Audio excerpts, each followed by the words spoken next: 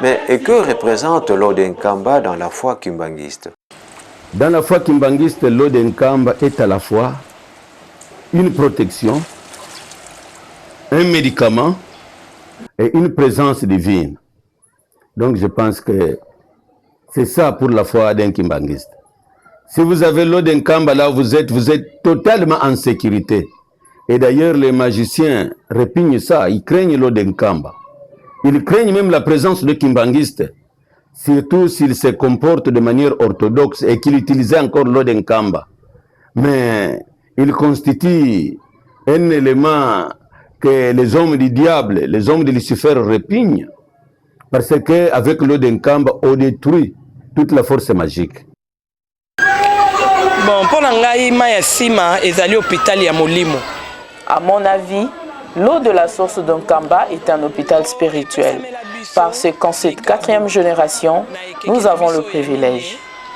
Si vous avez un problème de santé et que vous allez en Kamba, le chef spirituel recommande d'aller se baigner dans le temps sacré. Ainsi, lorsque j'ai un problème de santé, après ma rencontre avec le chef spirituel, en Kamba, je vais me purifier dans le Sima. Après le bain, je suis sûre et certaine que, par la foi, je suis guérie. Voilà pourquoi je dis que Sima est un hôpital spirituel. Maya Sima est allé à l'hôpital Yamolimo. Pour moi, l'eau de la source d'Odenkamba est une eau bénite. Quand on a la foi en cette eau, elle nous aide dans nos multiples problèmes. Vous l'avez avec vous? Oui, je l'ai. Pouvez-vous nous montrer comment vous l'utilisez? J'utilise l'eau d'Odenkamba de plusieurs manières. Supposons que j'ai mal aux yeux.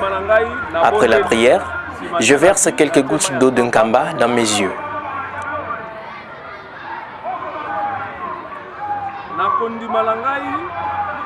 Dans ma foi, je suis sûr que je suis déjà guéri. Car l'eau d'Odenkamba agira à coup sûr. Par contre, si j'ai mal au ventre, je peux en boire après la prière. Si j'ai mal aux pieds, après la prière, je peux y appliquer un peu d'eau. Grâce à ma foi, je sais qu'assurément, je serai guéri. Cette eau, elle est très importante dans la vie ou dans la foi du kimbanguisme. C'est une eau qui guérit les malades, elle délivre les personnes qui sont en difficulté spirituellement. C'est une eau qui bénit.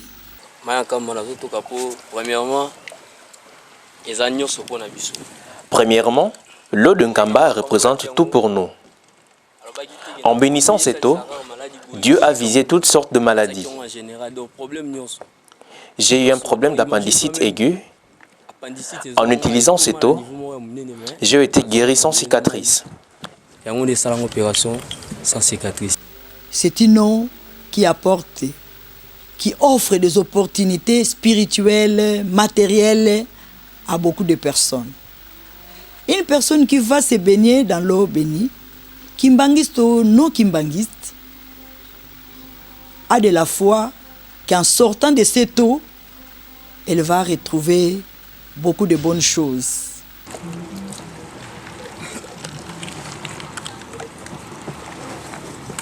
Que fera-t-il de cette eau d'Odenkamba que tu es en train de puiser?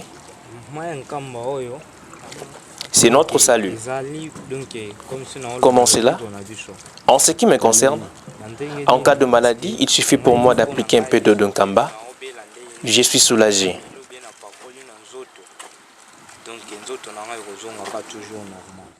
Et je voudrais insister aussi qu'elle opère par la foi, parce qu'il y a aussi des non-kimbanguistes qui peuvent s'en servir. Et il y a aussi des gens, les filles, les gens, on en a vu, qui s'en servent. Mais Papa Simon Kimbang assez tôt, ses représentants, les pasteurs, et la façon dont les pasteurs l'utilisent, ce n'est pas la même façon que les autres, je voudrais mettre ces autres entre guillemets, peuvent l'utiliser. Donc c'est pourquoi je voudrais dire que non, chaque chose opère par le moyen de la foi. La foi, c'est quelque chose à ne pas écarter dans tout ce qui concerne l'Église.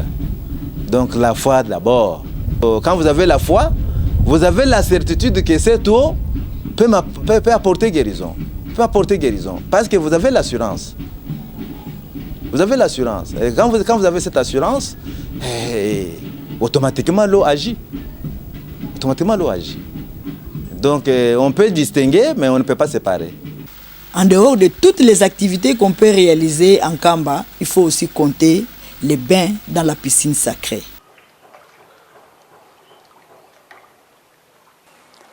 Il importe de signaler que l'eau de Nkamba guérit totalement toutes les maladies, tant physiques que spirituelles, par la foi de celui qui veut être guéri. C'est pourquoi, avant de s'en servir, les kimbanguistes commencent toujours par invoquer Dieu le Père, Dieu le Fils et Dieu le Saint-Esprit.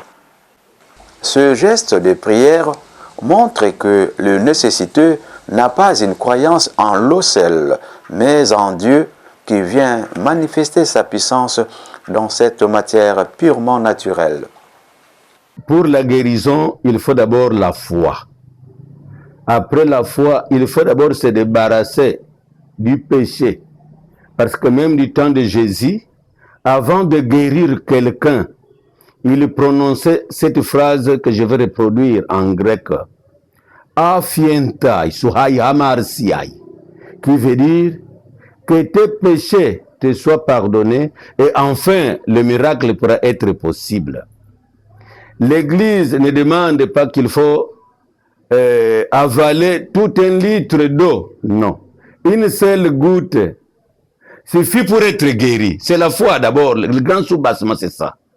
Et se présenter devant Dieu, un Dieu totalement saint. Il faut aussi se dépouiller du vieux homme. Si vous vous dépouillez du vieux homme, le salut est possible. Donc, une seule goutte de l'eau de Nkamba suffit pour guérir.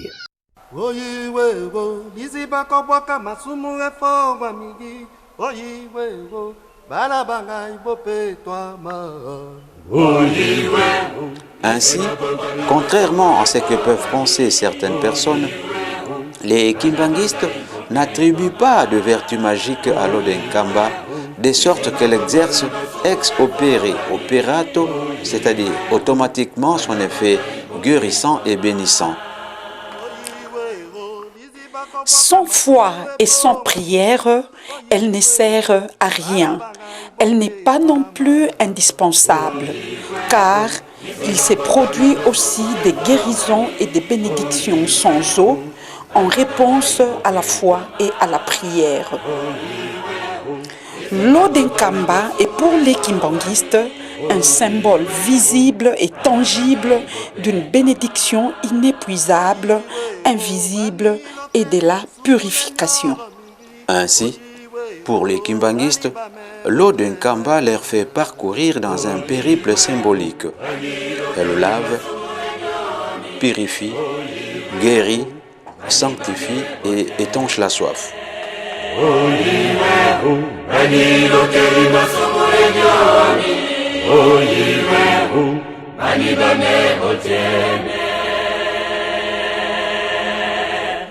Imbolingo nanga, imbolingo ya solo, imbolingo nanga, imbolingo ya solo, boto sami beko.